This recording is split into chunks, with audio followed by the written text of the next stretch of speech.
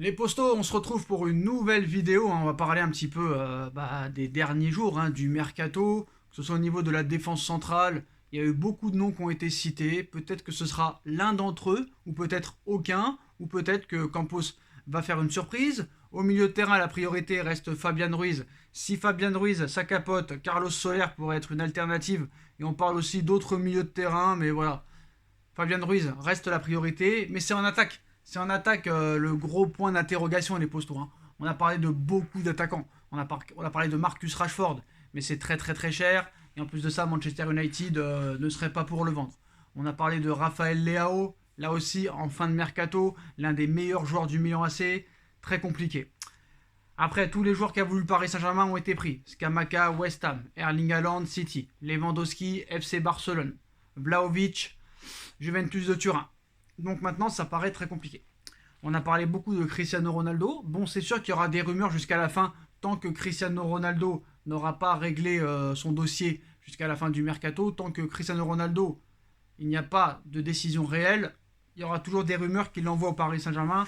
D'ailleurs, le Daily Express a dit que si le Paris Saint-Germain ne trouvait pas de neuf d'ici le 1er septembre, ce serait une possibilité peut-être de faire signer Ronaldo un an et le placer en numéro 9, ce qui lui permettrait peut-être de moins courir, même s'il faudra courir quoi qu'il en soit. Et bon, je pense que ce transfert paraît quand même assez compliqué et utopique. Mais il y a d'autres joueurs, les postos. Alors c'est sûr, si le Paris Saint-Germain veut un attaquant très prolifique, il faudra y mettre le prix. Voilà, on va pas se mentir. Alors, dans un entretien paru ce vendredi, Anthony a forcé son départ de l'Ajax d'Amsterdam pendant les derniers jours de ce mercato. Le bras de fer entre le Brésilien et la direction de l'Ajax est lancé. Et Anthony était une piste du Paris Saint-Germain en début du mercato. Est-ce que ça pourrait le devenir? En tout cas, l'avenir d'Anthony est enfin en train de se décanter.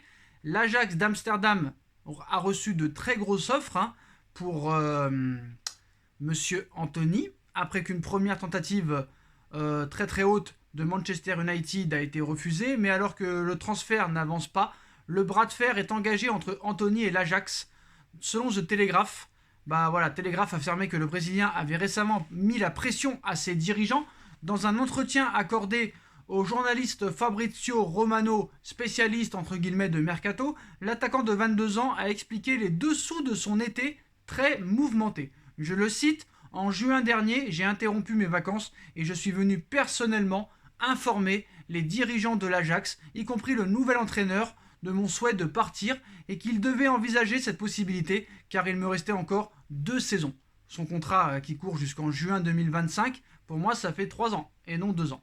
Alors, depuis le mois de février de cette année, mes agents sont venus à Amsterdam pour informer l'Ajax de mon désir de quitter le club pour relever un nouveau défi et que quelques clubs intéressés allaient arriver et ils proposeraient certainement une grande offre. Pendant les 2 mois de mercato, les réunions se sont poursuivies et j'ai également reçu une proposition de l'Ajax pour le renouvellement du contrat, pour une prolongation, mais j'ai été clair, je veux partir de l'Ajax. Aujourd'hui, lors d'une réunion avec le club, j'ai exprimé mon intérêt pour le départ. Mais cette fois avec une offre considérable sur la table, ajoute encore le Brésilien, avant de lourdement tacler le traitement de la direction du club Ajacide à son égard. D'autres offres sont déjà arrivées, l'Ajax a toujours refusé. L'Ajax entrave ma sortie avec l'argument qu'ils n'ont que 5 jours pour me remplacer.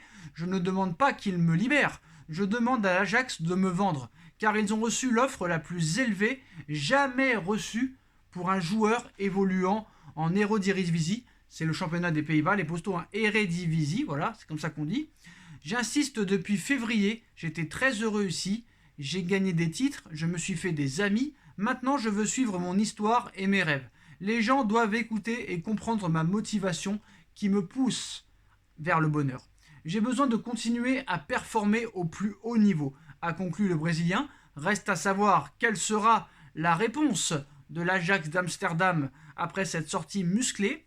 Mais voilà, on a vu que Campos, il y a quelques semaines, était prêt à mettre plus de 60 millions, voire 70 millions d'euros sur Marcus Rashford, 60 à 70 millions d'euros pour Raphaël Leao. J'ai envie de te dire, pourquoi pas mettre cet argent sur Anthony, qui était une piste très sérieuse du Paris Saint-Germain en début de mercato. En plus, c'est un très bon ami à Neymar, qui s'entendent bien en sélection. franchement, j'ai envie de te dire que peut-être Anthony serait la cible idéale en attaque du Paris Saint-Germain.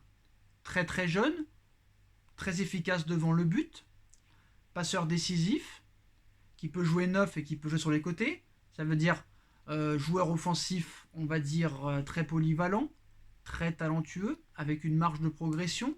Il a tout à prouver. Moi, je pense que ça pourrait très bien le faire avec Mbappé, Neymar, Messi, si jamais on change de système de jeu. Après, je pense que si Anthony vient au PSG, ce ne sera pas pour venir sur le banc. Après, comment on peut évoquer tout ça? On sait que Manchester United aussi a fait une offre. A fait une offre très intéressante de plus de 80 millions d'euros apparemment. Et on a vu que Manchester United s'est considérablement renforcé offensivement. Ça voudrait dire peut-être bullshit de Rashford et bullshit de Cristiano Ronaldo. Il faut s'en rendre compte. Moi, je pense que le Paris Saint-Germain devrait aller sur ce style de joueur. Très clairement. Parce que voilà, en plus d'être très très jeune et peut-être être un grand espoir au niveau de ce poste-là, on ne sait pas quel sera l'avenir du Paris Saint-Germain offensivement. Léo Messi, c'est sa dernière année de contrat. Et on ne sait pas si Léo Messi va lever l'option d'une année supplémentaire. Parce que c'est Messi qui décide. On sait très bien que Mbappé, bon, on ne sait pas s'il va rester toute sa vie au Paris Saint-Germain. Il a signé 3 ans. Peut-être que le Paris Saint-Germain décidera de le vendre en 2024 à un an de la fin de son contrat. C'est possible. Même si le PSG, ça leur fait pas peur de recontinuer comme ils ont fait cet été jusqu'en 2025. Et Neymar, on ne sait pas dans quel état il sera dans un an, après la Coupe du Monde. Parce que le problème avec Neymar, c'est que, admettons qu'il gagne la Coupe du Monde. Bah, le gars, il aura réussi son ultime objectif et il va revenir à quatre pattes, on va dire, ou en freinant des pieds. Voilà, en traînant les pieds un petit peu. Et si le Brésil se fait éliminer et que c'est un gros échec en quart ou en demi ou en huitième, je ne sais pas, bah Neymar va être en dépression. Et ça va très clairement se voir sur le terrain. Donc je pense très clairement que le Paris Saint-Germain devrait miser sur un joueur comme Anthony. Alors d'après plusieurs médias, hein, Paris Saint-Germain fait partie des 5 clubs qui sont très intéressés par Anthony. Ce n'était pas une priorité de Campos en début de mercato, ça pourrait le devenir dans les derniers jours du mercato. Il va falloir vite régler le départ de Icardi et des autres indésirables. On a vu que Fofana, bon, le PSG va peut-être tenter le coup, mais on sait que Chelsea a un accord verbal avec Leicester City et surtout avec Fofana, donc ça va être très compliqué pour le Paris Saint-Germain. Après l'échec Skriniar, après l'échec Scamacca et maintenant l'échec normalement Fofana, le Paris Saint-Germain va devoir trouver vite des solutions. Campos, Enrique, Nasser vont vite devoir trouver des solutions avant la fin de ce mercato qui arrive très bientôt, mais les postos, le 1er septembre, c'est-à-dire dans moins de 6 jours maintenant, un peu moins de 5 jours les postos, donc voilà, fin de mercato agité du côté du Paris Saint-Germain. Dites-moi en commentaire ce que vous en pensez les postos, on like, on partage, on commente, on s'abonne, et on se retrouve très vite pour une nouvelle vidéo les postos. Tchuss.